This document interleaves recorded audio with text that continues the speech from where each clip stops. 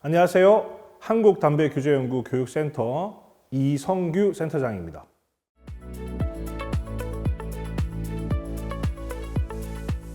많은 분들이 요즘에 그렇게 생각을 하고 계세요. 유튜브나 인스타그램 막 이런 SNS 같은 데도 그런 글들이 많이 올라옵니다. 그런데 덜 위험하다 딱 그런 얘기를 들으시면 첫 번째 생각해야 될 건 누가 저런 얘기를 하고 있지? 라는 걸 생각해 보시는 게 좋습니다. 왜냐하면 제품을 팔고 있는 사람들이나 혹은 그 제품이 많이 팔림으로 인해서 이득을 보는 사람이 있다라고 하면 그 사람들 말 너무 그대로 믿으면 안 되겠죠. 자, 그런 차원에서 우리가 항상 의심까지는 아니지만 한번 생각해 볼까라고 하는 그런 개념을 가지고 접근하면 좋을 것 같습니다. 일단 액상형 전자담배가 뭔지에 대한 설명을 잠깐 해야 될 것 같아요. 우리가 일반적으로 일반 담배 혹은 권련이라고 하는 것은 이제 연초, 담배 잎을 말려서 종이에 싸서 이제 피는 게 권련이라고 하는 거잖아요. 그렇죠? 그런데 액상형 전자담배는 니코틴을 담배로부터 추출한 다음에 그걸 프로필렌 글리콜, 베지터블 글리세린, 식물성 글리세린이라고 합니다. 그리고 다양한 맛과 향을 내는 향료, 그 다음에 아까 말씀드린 니코틴을 섞어서 액상으로 만들어서 사용하는 제품을 액상형 전자담배라고 합니다. 당연히 담배 잎에다가 불을 붙이는 게 아니니까 그냥 간단하게 생각해 보면 담배보다 일반 담배보다 덜 위험하지 않나요? 라고 생각할 수 있는 거예요. 그렇죠? 저도 충분히 공감하는 부분입니다. 자, 그런데 이 액상형 전자담배에 대해서 덜 위험하다라고 자꾸 얘기하는 것, 아까도 말씀드린 것처럼 한번 깊이 고민해 볼 필요가 있다는 거고요. 자, 이 액상형 전자담배에 제가 액상을 넣어서 사용한다고 했는데 기기장치가 있어요. 기기장치가. 그런데 이 기기장치 안에 들어있는 게 뭐냐면 액체를 기체로 바꿔줘야 하니까 코일이라고 하는 게 들어갑니다. 다른 말로는 이렇게 기화기 이런 표현도 쓰긴 하는데 이 코일이 금속으로 되어 있어요. 그 다음에 액체를 코일로 보내주기 위한 중간 역할을 하는 게 심지입니다. 심지. 자, 이런 부분들이 금속과 플라스틱으로 되어 있기 때문에 당연히 열이 가해지면 이 부분에서 여러 가지 안 좋은 물질들이 발생할 수 있습니다. 불로 붙이는 건 아니지만 이 코일이라는 것을 통해서 또 다른 우리가 일반 권련에서는 못 보는 것들까지도 나올 수 있는 상황이 되기 때문에 그런 것까지 고려해 보면 우리가 너무 쉽게 불에 붙이지 않으니까 덜 위험한 게 아니지 않나 이런 생각을 하지 않는 것이 바람직하다는 말씀을 드릴 수 있을 것 같습니다. 2003년도에 액상형 전자담배라는 것이 세상에 짜잔 하고 나타났습니다. 자, 그리고 우리나라에는 2008년도에 도입이 되었어요. 그런데 일반 담배 같은 경우는 언제 만들어졌나요? 혹은 언제부터 폈나요? 라고 질문을 하시면 1492년 콜럼버스가 신대륙을 발견했을 때 막 이런 시기로 돌아가야 됩니다. 자, 제가 어떤 말씀을 드리고 싶냐면 아주 오랫동안 사용했던 권련에 대한 건강의 위험성을 우리가 알고 있는 것과 불과 20년도 채 되지 않은 물건이 우리 몸에 어떤 영향을 미치는지 과연 우리가 지금 답을 줄 수 있을까요? 절대 그렇지 않습니다. 훨씬 더 오랜 기간 사용한 사람들이 나타나고 그걸 통해서 어떤 병이 나타나고 어떤 결과물이 나오는지에 대해서 우리가 관찰할 수 있는 시간들이 필요합니다. 그러다 보니 지금 현재 시점에서 우리가 이 제품이 덜 위험하다, 더 위험하다 이런 이야기를 할 타이밍이 아니라는 거죠. 다른 말로 하면 아직 불확실한 겁니다. 불확실하다는 것은 사용하지 않는 것이 좋다라고 하는 말로 받아들이시는 게 훨씬 더 맞는 판단이고 올바른 생각이라고 저는 생각을 합니다. 자, 앞으로 액상형 전자담배에 대한 연구들이 많이 진행될 겁니다. 관련된 연구비들이 많이 쏟아지고 있고 그 연구 결과들이 이제 언론을 통해서 또 많은 전문가들을 통해서 여러분들에게 전달될 것이라고 저는 생각합니다. 구체적으로 지금 나와 있는 결과들 얘기해 드릴 수도 있지만 그렇게 재밌는 얘기는 아니니까 자, 일단은 말씀드린 것처럼 아직까지 건강에 어떤 위험을 주는지 알지 못한다. 다른 말로 하면 불확실하다. 그렇기 때문에 우리가 내 몸을 상대로 그걸 굳이 임상 실험을 스스로 하실 필요는 없다는 말씀을 드리고 마지막 제가 이렇게 말씀드리면 꼭 그런 분이 계세요. 그러면 액상형 전자담배 말고 권련 피라는 건가요? 이렇게 또 오해하시는 분이 있는데 절대 그런 말씀 아닙니다. 안 피는 게 맞는 거예요. 권련을 피세요라는 말이 아니니까 오해하지 마시고 액상형 전자담배에 대해서 너무 쉽게 인터넷에 떠도는 말에 넘어가지 않았으면 좋겠다고 강조드리고 싶습니다.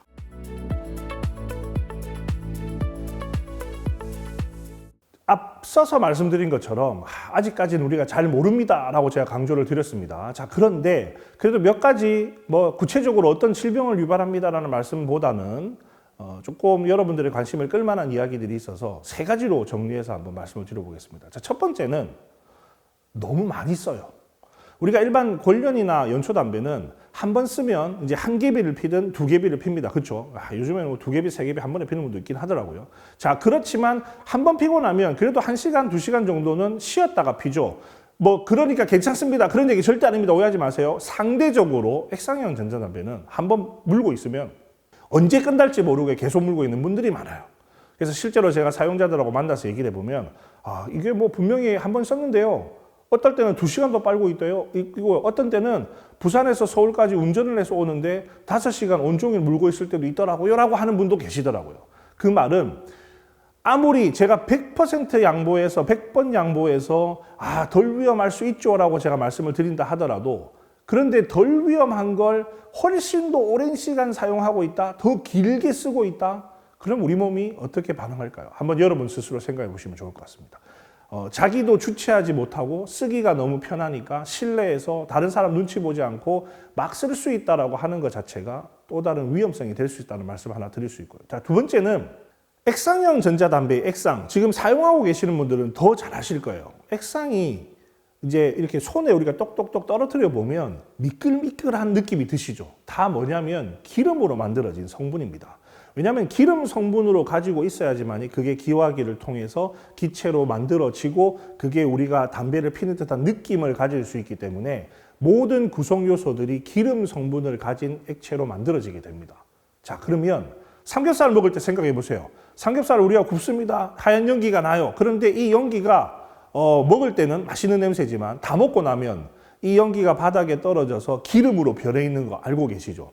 다른 말로 하면 액상형 전자담배 액체가 분명히 기름이었어요. 기체가 되니까 기름이 아닌 것처럼 생각했지만 그게 우리 폐에 들어가고 나면 폐 안에서 다시 기름으로 바뀐다는 겁니다.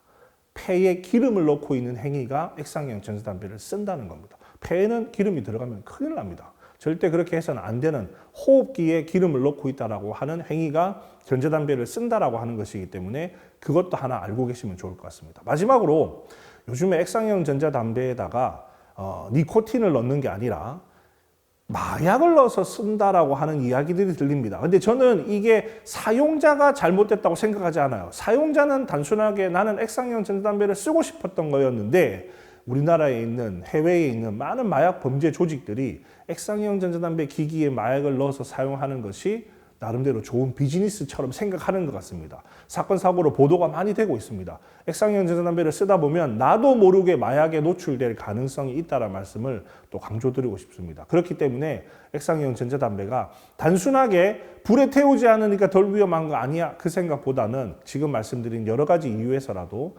사용하는 것을 멈추는 것이 좋다는 걸 강조드리겠습니다.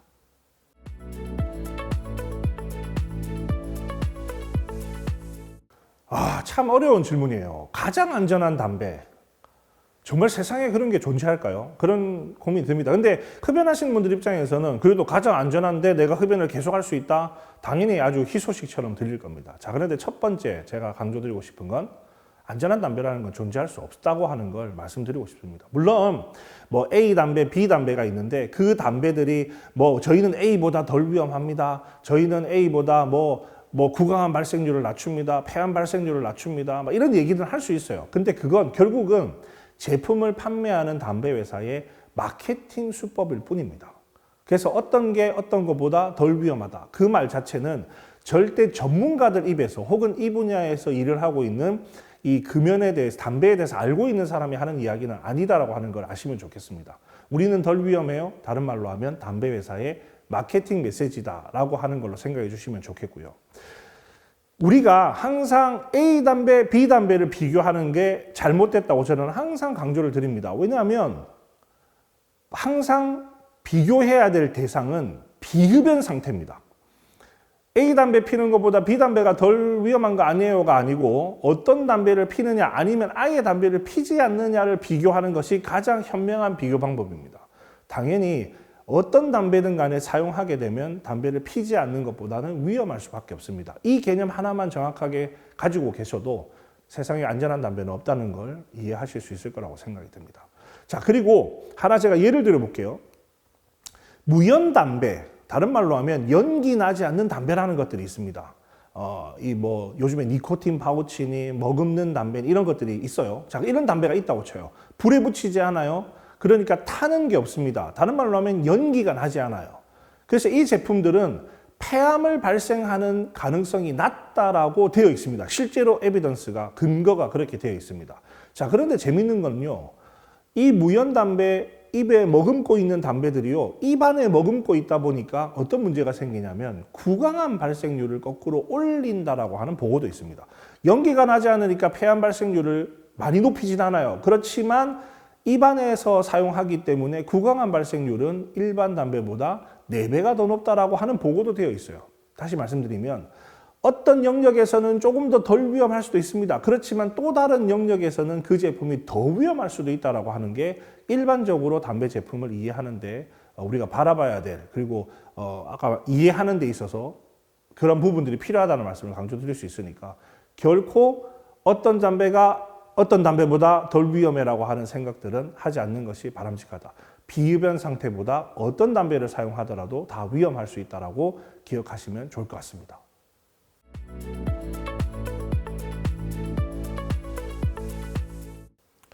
제가 참 많이 받는 질문입니다. 이 영국이란 나라가 실제로 연초 담배를 끊는 데 있어서 액상형 전자담배를 금연 보조제로 사용하고 있는 나라가 맞습니다. 여러분, 틀린 말이 아니라 팩트가 맞습니다. 자, 그런데 간혹 제가 이런 반문을 좀 하고 싶어요. 영국이란 나라는 그렇게 하고 있지만 사실 전 세계적으로 액상형 전자담배를 우리나라에 발도 못 붙이게 하는 나라가 40개국 이상이 되어 있습니다. 다른 말로 하면 하나의 나라가 그렇게 하고 있고 그게 전자담배 사용하시는 분 혹은 그 산업에 계신 분들은 아주 좋은 사례로 사용하고 싶으시겠지만 사실은 그렇게 하지 않는 나라가 전 세계에 훨씬 많다는 걸 하나 먼저 강조를 드리고 싶고요. 자, 액상형 전자담배를 금연보조제로 쓰고 있는 영국은 왜 그런 결정을 했는가? 이 얘기를 하려고 하면 영국의 의료 시스템에 대한 얘기를 할 수밖에 없습니다. 영국은요, 복지가 잘 돼 있는 국가, 이런 것들을 많이 들어보셨을 겁니다. 영국은 의료비가 다 무료입니다. 영국에 살게 되면 모든 의료비를 국가가 다 책임을 집니다. 너무 좋네요. 이렇게 생각하실 수 있는데 대신에 세금을 많이 내야 돼요. 그러니까 꼭 좋은 것만은 아닙니다. 자, 어쨌든 모든 걸 무료로 해줘야 되는 영국 입장에서는, 정부 입장에서는 이 담배를 피는 사람들이 아플 가능성이 너무 높으니까 최대한 빨리 담배를 끊게 하고 싶은 거예요. 자, 그런데 어떤 사람들은 담배를 끊으세요 라고 하는 이야기 한마디, 혹은 지금 현재 영국의 20갭이 담배 한 갑의 가격이 2만 원이 넘습니다, 여러분. 우리나라 4,500원 하지만 그렇게 가격을 엄청나게 높여도 끊는 사람은 끊었지만 못 끊는 사람은 여전히 있는 겁니다. 지금 영국 현재 흡연율이 한 10% 정도밖에 안 돼요. 그런 나라가 어떻게 하면 조금 더 금연하게끔 도울 것이냐라고 하는 걸 생각했을 때 이 전자담배라도 우리가 대안으로 쓰면 어떨까라고 하는 판단을 한 겁니다. 모든 의료비를 국가가 정부의 세금으로 해야 되니까 조금에 대한 위험성이 있을 수 있지만 그럼에도 불구하고 영국은 그런 선택을 해야 되겠다는 의사결정을 한 거죠. 그게 그냥 단순하게 액상형 전자담배가 좋아 보여서 한 게 아니라 지금 말씀드린 그런 의료 시스템의 어떤 배경이 있기 때문에 조금 파격적인 결정을 했다라고 보는 게 특이한 사례 중에 하나다라고 설명을 드릴 수 있을 것 같아요. 자, 그런데 그런 결정을 했던 영국조차도 지금 액상형 전자담배 때문에 너무 힘들어합니다. 왜냐하면 청소년들 사이에서 2017년보다 2022년도에 액상형 전자담배 사용자가 9배가 넘게 늘어나 버린 거예요. 그래서 아마 언론 통해서 보신 분도 계실 것 같은데, 그래서 최근에 영국이 어떤 정책을 펼치려고 하냐면 액상형 전자담배 중에서 청소년들이 특히 많이 쓰고 있는 일회용 액상형 전자담배, 한번 사서 다 쓰면 버리는 그런 제품에 대해서는 2009년 이후에 태어난 아이들에게는 평생 동안 쓰지 못하도록 금지 조치하겠다라고 하는 정책을 만들어서 통과를 준비하고 있습니다. 물론 통과하는 과정은 쉽지는 않겠죠. 찬성하는 사람도 있고 반대하는 사람도 있을 테니까요. 그 시간은 더 걸리겠지만 그 정도로 파격적인 또 정책을 준비를 하고 있습니다. 한쪽에서는 금연보조제처럼 쓰는 것처럼 생각하고 있지만 또 한쪽에서는 흡연을 조장할 수 있는 물건이 될 수 있다는 걱정도 하고 있다고 하는 게 영국이 현재 일어나고 있는 일입니다. 그래서 꼭 보이는 것만 보는 것보다 전체적인 걸 이해하는 게 중요하고, 영국도 이 문제를 고민하고 있다고 하는 걸 같이 알고 계시면 좋을 것 같습니다. 그래서 결론적으로 영국이 성인들을 대상으로 금연보조제를 쓰고 있고 그 과정에서 나름대로는 뭐 우리로 따지면 식약처와 같은 기능을 하는 곳에서 안전성과 유효성, 효과가 있느냐를 다 판단하고 있지만 영국은 참고로 영국 식약처가 이 액상형 전자담배는 금연에 도움이 됩니다라고 허락해준 제품은 단 하나도 없습니다. 그러니까 좀 아이러니하죠.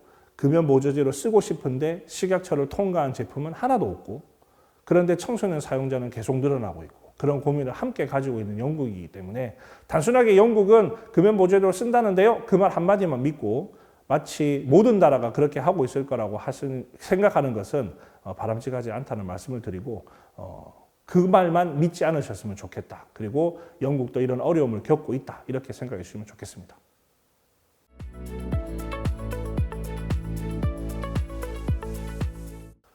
맛과 향을 낸다라고 하는 건 결국 그 안에 액상 안에 맛과 향을 내는 또 다른 화학물질을 첨가하는 겁니다. 그러면 또 다른 화학물질이 다시 우리 폐로 들어오게 되는 상황이 되는 거죠. 맛과 향이 너무 좋아요. 같은 말로 하면 맛과 향을 내는 화학물질이 첨가되어 있어요. 그런 것들이 우리 몸에 또 들어온다 이렇게 생각하는 것이 더 맞습니다. 자, 그런데 예를 들어서 디아세틸이라고 하는 향이 있습니다. 맛과 향을 내는 첨가물이에요. 그런데 이 첨가물은 유럽연합 같은 국가들은 액상형 전자담배에 절대 넣어서는 안 되는 금지 항목으로 되어 있습니다. 왜냐하면 이 사람 몸에 디아세틸이 들어오면 폐에 이 세포들을 다 망가뜨리는 아주 무서운 질병을 유발합니다. 그래서 팝콘렁이라고 해서 폐가 마치 팝콘처럼 퐁퐁퐁 터진다고 해서 폐세포들이 그런 위험한 일을 일으킨다라고 해서 아예 사용도 못하게 하는 다양 첨가 물질들이 있다는 겁니다. 앞으로 우리가 어떤 첨가물들이 어떤 화학물질들이 우리 몸에 어떤 영향을 미칠지 몰라서 그렇지 이렇게 원인과 결과가 알려진 이 첨가물질들이 많이 나오면 나올수록 계속해서 이런 금지에 대한 이야기들, 첨가를 하지 마세요라고 하는 정책들은 계속해서 나올 거라고 저는 예측을 하고 있습니다. 겉으로는 좋아 보이고 맛있어 보이고 좋은 향이 나지만 결국 그걸 만들어내기 위해서 들어갔던 화학물질들이 우리 몸에는 결국 독으로 돌아올 거라고 생각하시는 것이 더 바람직할 거라고 생각합니다.